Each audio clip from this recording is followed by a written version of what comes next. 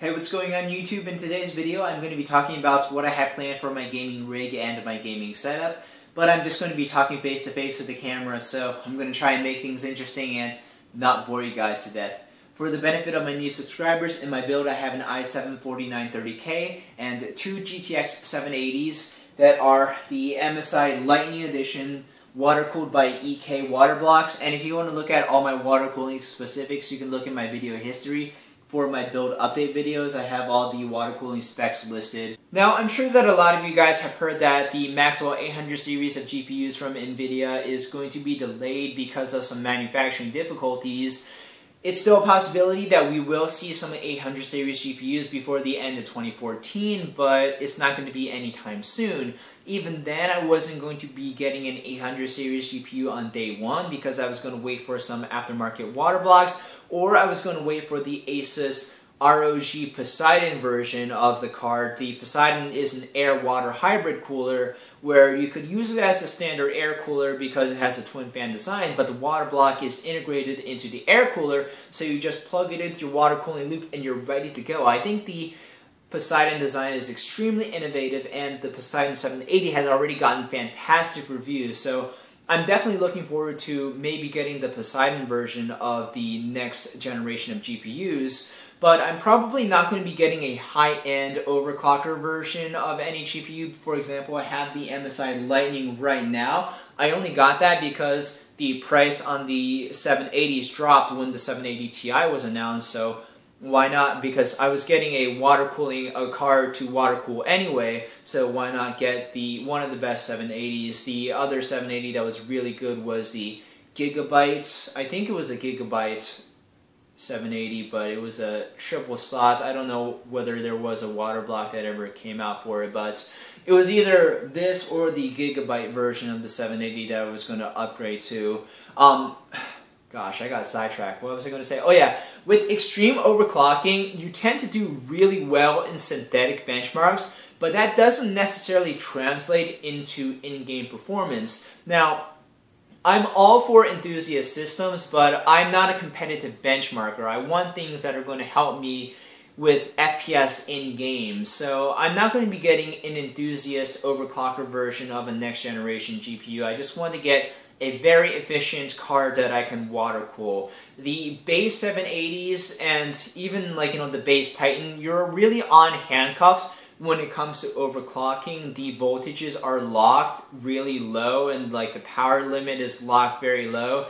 There are some shady, not shady, but not Nvidia endorsed programs that can help you break those handcuffs, but I'm not going to tell you where to find those tools because Nvidia is very frowny face upon people telling others about these tools, but I'm just throwing it out there. If you are diligent enough about getting a high overclock or a high overvolt over what the stock cards allow you to do, the tools to upgrade your GPU BIOS are out there. Moving on, one thing that I'm looking forward to for my gaming setup is the ROG 27-inch 120Hz plus GSync 1440p monitor. It comes in at $799 though. You could already build a gaming PC that's pretty formidable at that price, but I'm definitely not going to be getting that monitor until I move out, because I am looking at some properties that are closer to the Johns Hopkins Hospital, because right now my commute is an hour long and I'm not going to be living here for that much longer anyway, and I don't have any room in my current setup. But for my next house, I'm going to be building a tech man cave where in one corner there's going to be a workbench for when I'm doing upgrades to my rifles, and in the other corner is going to be a table for me to be building a computer, and I'm going to have this triple monitor set up with the Asus monitors I already have, and on the other end I'm going to be having the Asus 120Hz 1440p monitor, and I'm very excited about that.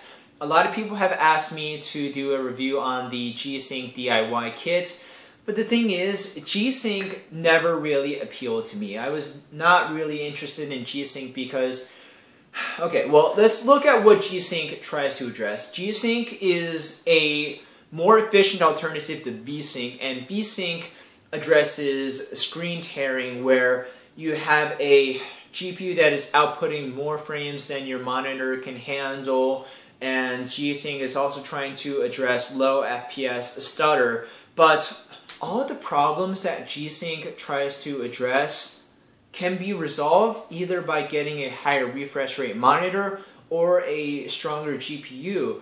And the money investment in GSync is just really not worth it compared to the alternative in getting a higher GPU or a higher refresh rate monitor. So I definitely don't think I'm going to be getting the ROG 1440p monitor on day one. The first reason being I want to be able to get that with the Maxwell GPUs so that I have enough GPU power to fuel all my games at 120Hz, max settings, and 1440p. And another reason is I just simply don't have enough space in my current setup. In my new home, when I have my tech man cave, then we'll talk about incorporating that monitor into my current setup. But I'm not planning on selling these monitors anytime soon because, gosh, the triple monitor gaming experience is really intense and I really like it a lot. 3D gaming is something that I urge all of you to try. This is the IR transmitter for these Nvidia 3D Vision glasses. Nvidia has been supporting 3D Vision pretty aggressively with their new drivers. Assassin's Creed Black Flag got a driver overhaul, so it works really well with 3D Vision now. So did Battlefield 4. So 3D Vision is something that I urge all of you guys to try if you haven't yet. For other monitor considerations, am I thinking about 4K? No, I'm not thinking about 4K. Maybe as a media display, but gaming at 4K, it's too much of a deal breaker not to have the ability to play at 120Hz or 3D, because 4K inputs right now don't have the bandwidth to fuel 120Hz. So in summary, I'm not going to be getting Maxwell on day one. I'm going to be waiting for some aftermarket water cooling solutions.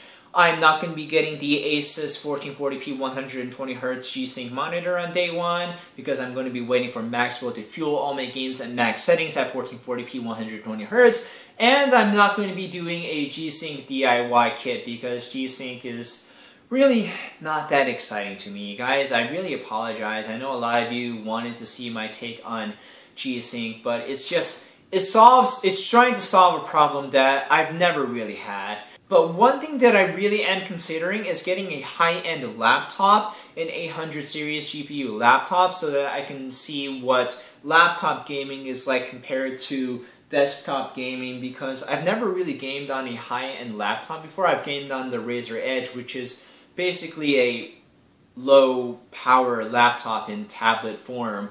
But I've never gamed on a high-end gaming laptop before, and I know a lot of my subscribers have asked me to do a laptop review, so that's definitely something that I could do tech-related later this year. Guys, thank you very much for watching this video, but in the comment section below, leave a comment on what personal upgrades you're looking forward to making to your gaming setup or your gaming rig. My name is David, and I will see you next video.